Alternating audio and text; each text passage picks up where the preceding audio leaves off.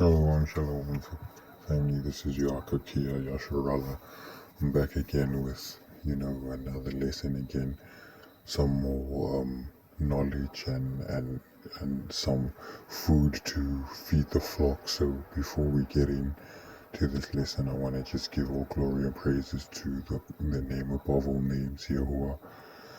So I also just want to apologize for my absence, but yes, I am back and I am gonna, go in hard and explain what has been going on, in the world. And people have been asking me to go into this internet blackout that has been happening all across South Africa. So I'm just going to be sharing a couple of videos and my thoughts on what's about to come in the world and what the Most High is about to unfold through scripture and through prophecy, and just share a few clips as well regarding this fourth industrial revolution and also these things regarding the Bitcoin thing.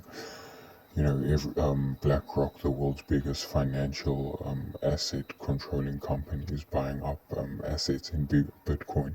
So just going to delve in a little bit about that, a little bit more about the fourth industrial revolution and also the worldwide blackouts that's coming. And just want to give all glory and praises to the Most High Yahweh again.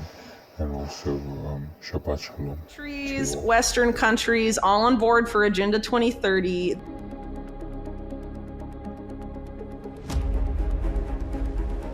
The people in charge of climate finance for the UN, Mike Bloomberg, the billionaire, and Mark Carney. I think your viewers know enough about Mark Carney to know why that's insane, and to think that Mark Carney and Jamie Dimon and Mike Bloomberg and Bill Gates and all of these guys just care so much about the planet and not about robbing you of all of your wealth, which is what they've spent their entire careers doing. I just remember how Jamie Dimon a few months ago was like, well, we should just seize people's private property for, climate change policy. Remember that? Like, private property doesn't exist to Jamie Dimon.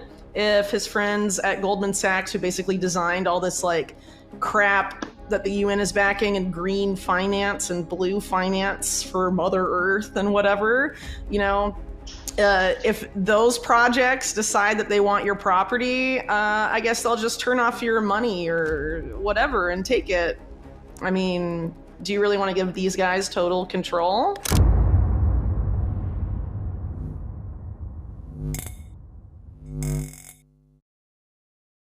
Today we have Whitney Webb, discussing the major events coming in the months ahead and why it's much worse than people think.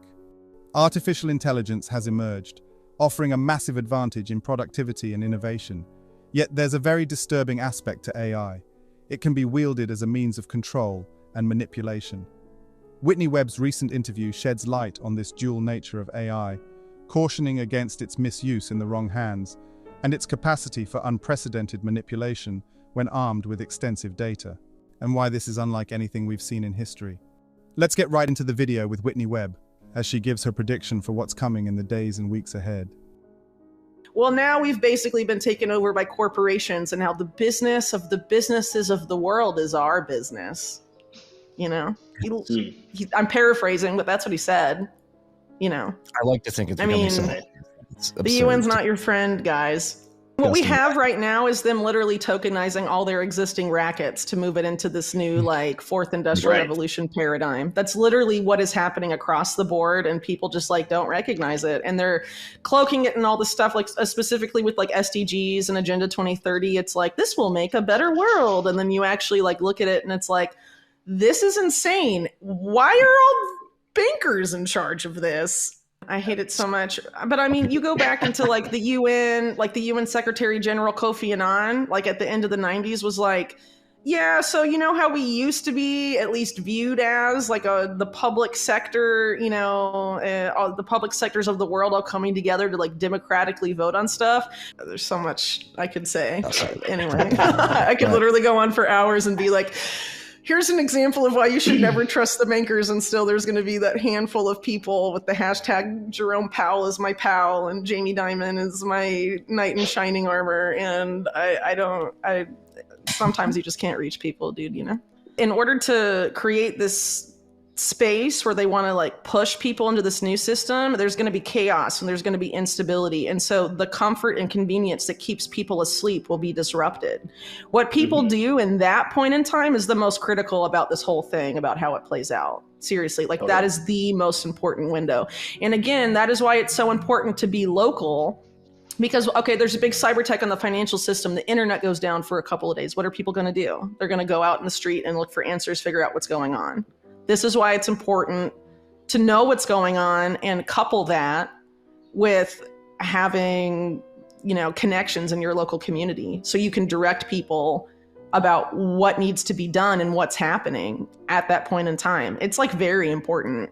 Well, also the internet, when it turns back on, isn't going to be like the internet now at all. No. They're going to put AI in charge of like literally all content. Your ID is going to be tied to not just everything you post online, but everything you read and consume, every site you visit. And they plan to pass all of that through AI to determine if you're a threat to the system or not. This is all like predictive policing. All of this stuff is built into this system. Specifically in the US, the Biden administration already has the policy framework developed. They've had it since, I mean, they first came into power in 2021. Webb warns against the entry of powerful financial institutions like BlackRock. Whitney emphasizes the critical importance of cautious and ethical AI governance. She contends that the authority of AI should not be concentrated in centralized entities, but distributed, ensuring a future where technology empowers rather than controls. It's vital to remember that this conversation is ongoing. Your involvement and awareness play a pivotal role in shaping a future where technology serves humanity. Do you know how many bots the US government and specifically just like the military alone has to like shape narratives online on social media? And think about how ChatGPT has just like boosted that kind of stuff. The whole plan is to not have anyone know what's real or fake anymore. And AI is being used for that. It's like overtly admitted to in this book that Henry Kissinger and the former Google CEO Eric Schmidt wrote together. It's explicitly about that. And then having us be so dependent on AI technology, specifically generative AI, that we become cognitively diminished and we can't even write anymore. We can't communicate without AI. And then we can't perceive reality, what's real or not, without AI telling us. And that's this whole gambit here with like censorship going on right now, that we're, you know, AI is going to be in charge, not just of saying, deciding what content you can see, but it's also going to be producing the bulk of the content. Humans won't be anymore. And that's already happening, guys. So the best way to deal with that is to spend a lot more time in the real world talking to real people, because like what you see on Twitter and all of this stuff is like more insane. It's going to be more insane than it is now. Right now, it's more insane than it's ever been before. And that's only going to continue escalating because it's just it's going to be nuts, you know? Yeah. And we have to focus on building other things, not focusing on all these distractions and psyops that are constantly going to be online. And, you know, another aspect of this, like remember in 2016 when like Hillary Clinton, they were all saying it was like 99% chance she was going to win based off of literal fake polling. They just like made it up to try and demoralize Trump voters and not have them go vote. That same tactic they do to people all the time to make us think that like we're alone and we're isolated and no one else sees this stuff, to demoralize us. And Facebook specifically experimented with trying to manipulate news feeds to make people feel that way. It's like a matter of record. It was like 10 years ago. They still do that stuff all the time. Totally. So like, if you're not looking at social media as like a war zone, you need to. Otherwise, you are very susceptible to all of this stuff. Eric Schmidt, right, who basically runs like AI national security policy for the US too, and is like funding all this science and technology policy stuff. Basically, key officials in that of the Biden administration are being paid, their salaries are being paid by Eric Schmidt. It's like super illegal, and Politico reported on it and like nothing was done. They were like, well, I see you found out, and that is that.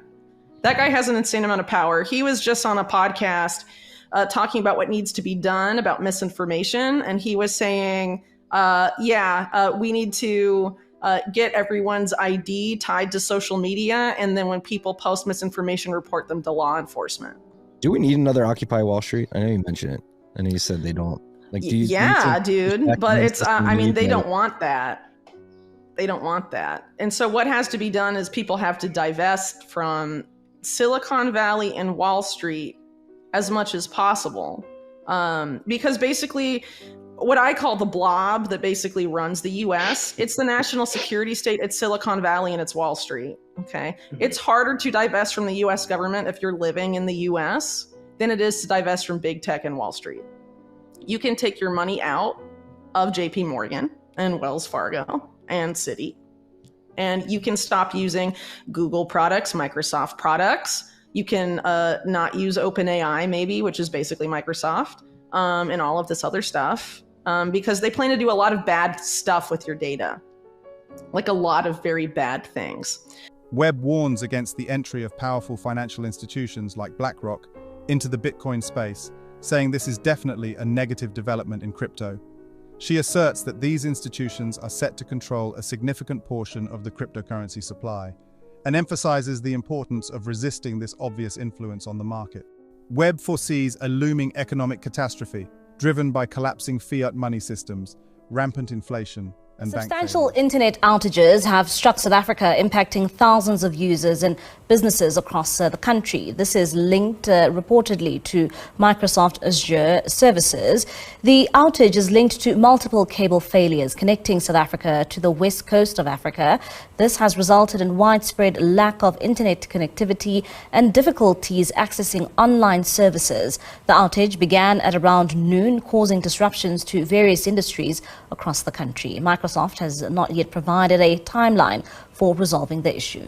People in South Africa could not access any Microsoft online services earlier today. That includes email, Microsoft Teams, anything in Microsoft Office 365, Microsoft Azure. It caused severe disruptions in South Africa, including payment systems that rely on Microsoft's cloud were inoperational as a result of the outage.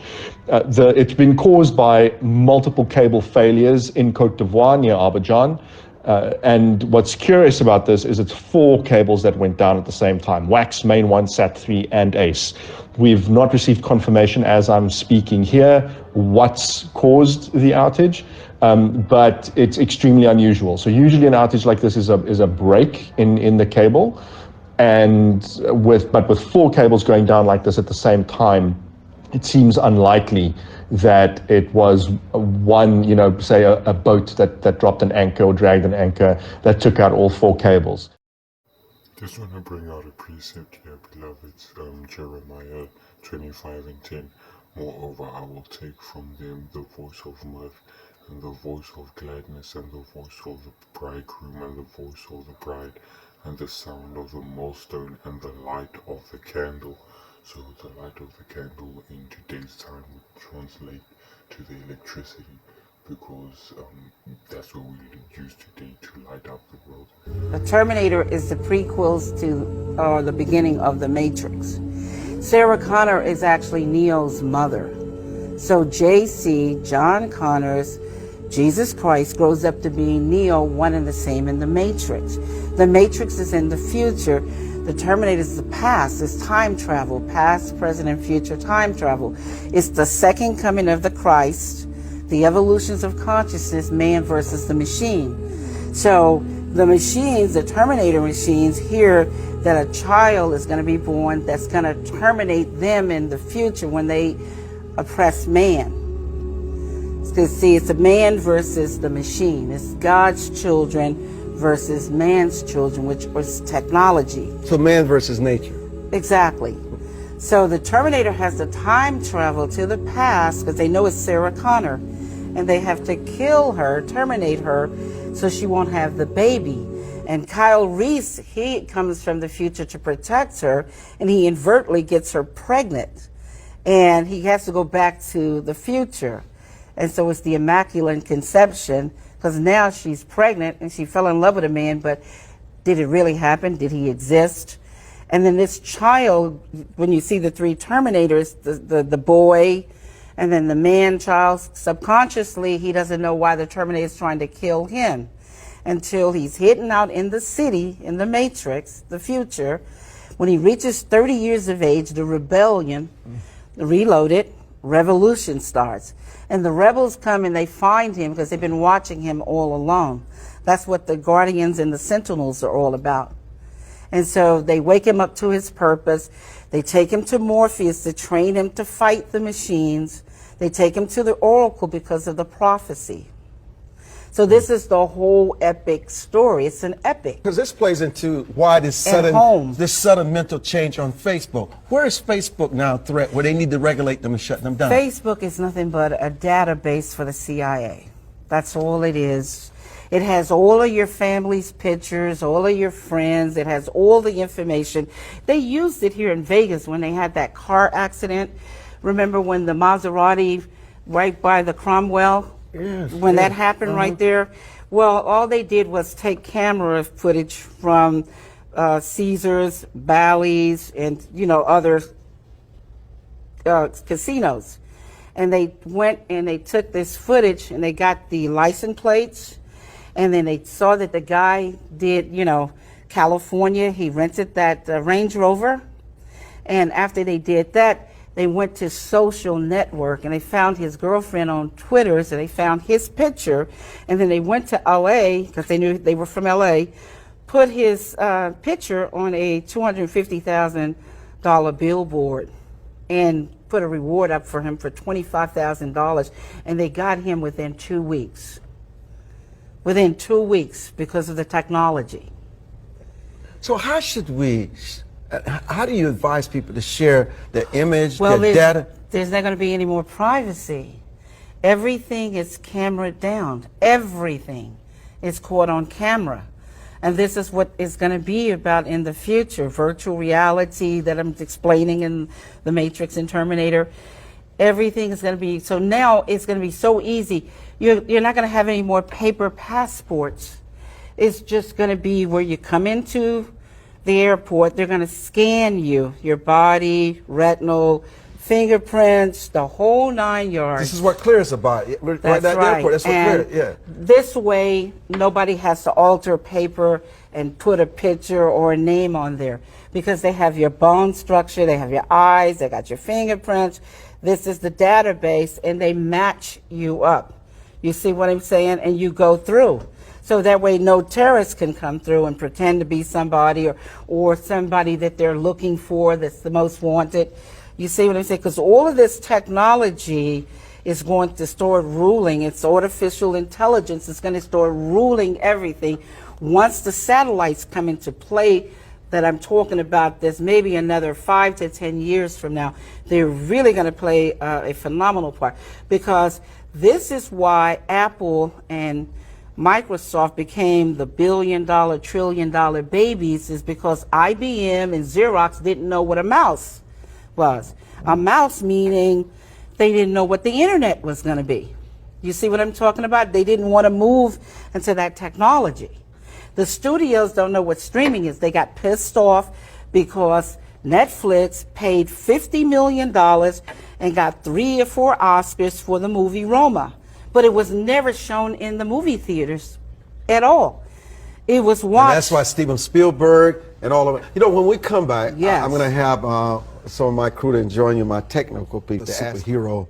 We mentioned when you were coming on your lawsuits and the battles you've had to fight, and you've just won in Utah. Yes. But it's always a battle for you. Well, the reason why it's always a battle for me is because the government refuses to protect my copyrights. I own the copyrights to all the derivative movies, both franchises I own. It was adjudicated in Utah September the 25th, 2014. So why am I still with a RICO case here in Nevada, which I just won, but they're still trying to fix it so they can continue to use the stolen money, which is untraceable, and it's all linked to Hillary Clinton's foundation and money laundering. Do you consider yourself politically neutral? I consider myself totally neutral. All I'm worried about is for the people. Because if the government doesn't protect my copyrights, he doesn't protect yours. But the government is afraid of you. I'd be afraid of you. Well, there's no need to be afraid of me because I only stand for principles. But what you know and the knowledge you share and what you have insights to can be very dangerous to some people. Yes, but my job is to come here and awaken people. That's what the Matrix is about, to wake you up from the Matrix, to get you out of the illusions and the lies and the ignorance. So it's not dangerous for me because that's my job. That's what I came here to do. That's why I wrote The Matrix and Terminator, to wake people up so they can move on to greater, better things. Yeah, but a lot of these movie houses and these studios and the Facebooks of the world don't want people to know what happens to them every day when they share the information. But that's destroying their free will, and God doesn't want that. But people want to be ignorant. They don't want to know that they're being exploited. It requires too much responsibility when they find out. Well, that's what the blue pill and the red pill is about. The red pill is about the blood of the living beings. The black and the blue ink is the machines. But this is the humans' world. We are the winners. They are the losers. So people need to exert their free will regardless of what anybody wants. So what are the unintended consequences of all this that we're talking about? Their people's consciousness will shift and they will go on to create and do better things. They won't be in bondage. And this is the whole purpose of the Matrix and Terminator and the new work that's coming, Matrix 4. It's a Matrix 4 book is out. It's been selling for 9 years, since 2010, around the entire globe. People have to wake up and shift their consciousness so they can create, so they can build. Because you can't stay in the past. Everything must change, right? One of the things in the 1 minute that we have left, if you don't remember anything else about the broadcast today, is this: you're not as free as you think you are. You're in bondage in more ways than you imagine. And it's a different kind of slavery, very dangerous kind of slavery, that the mind and how we concede ourselves to people without any thoughts or any challenge, and we're so willing to surrender. Freedom comes with a price. It takes as much to maintain it as it did to establish it. It's not really free, and it's not for the faint of heart. But man is always going to take that challenge because man wants to be free. Look, everybody loved the Matrix and Terminator because it woke them up. They didn't even realize they were in the dream. They didn't realize they were in a simulation. They didn't realize they were in the illusions. But now that they are awakened, they will fight. Will you fight? Are you awakened? Are you ready to embrace your destiny? Because freedom comes from God, not from man. And the moment you realize that, you'll begin that journey of freedom. Thank you so much. I want to say one thing. Like Morpheus said, I didn't tell you it was going to be easy. But it will be fair if you fight the fight. That's right. You can equal the battlefield. When was the last time you wrote an actual check or bought something with cash? Swiping and tapping our cards and our apps are not just the easiest way to spend money, they're the safest way, unless, of course, we misplace our phones or our wallets, and then it's a nightmare. It is hard to misplace your hands, however. And soon your hand may be all that you need to buy anything that you can afford and many things that you can't. Because a company called Walletmore is developing a very teeny tiny chip. You see it there in the X-ray? That should creep you out. The chip is like the ones that are found in smart credit cards or debit cards, and the chip gets embedded just under your skin and makes your whole hand a credit card. Joining me now is Wojtek Perota. He's the CEO and founder of Walletmore. Okay, Wojtek, this is so futuristic and out there, but walk me through how it actually works. Hey, so first of all, thanks for having me. Let's look at the chip as a super small card that you can use wherever contactless payments are accepted. So it's exactly the same NFC technology, which stands for near field communication, and therefore it can be used only for the near field communication payments. So therefore you cannot be tracked, you cannot be monitored, you cannot be spied with that implant because it's exactly the same technology as credit card.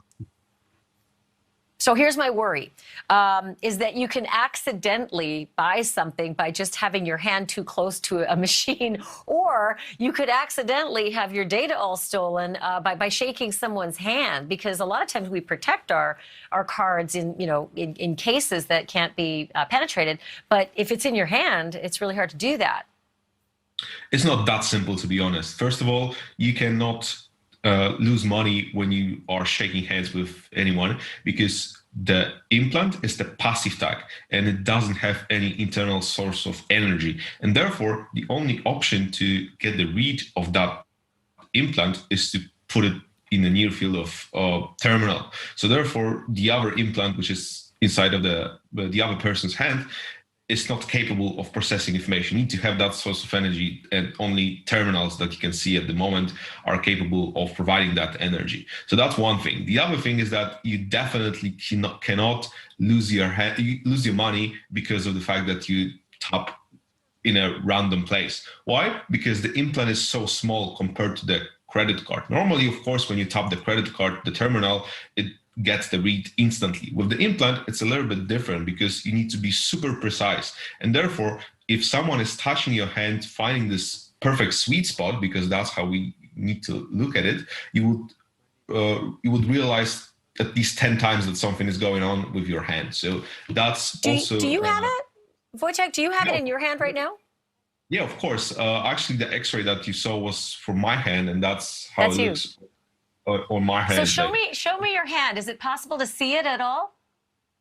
It's just barely standing out, right? Like it looks like maybe a little like a scar. Yeah, as you can see, I'm popping it a little bit.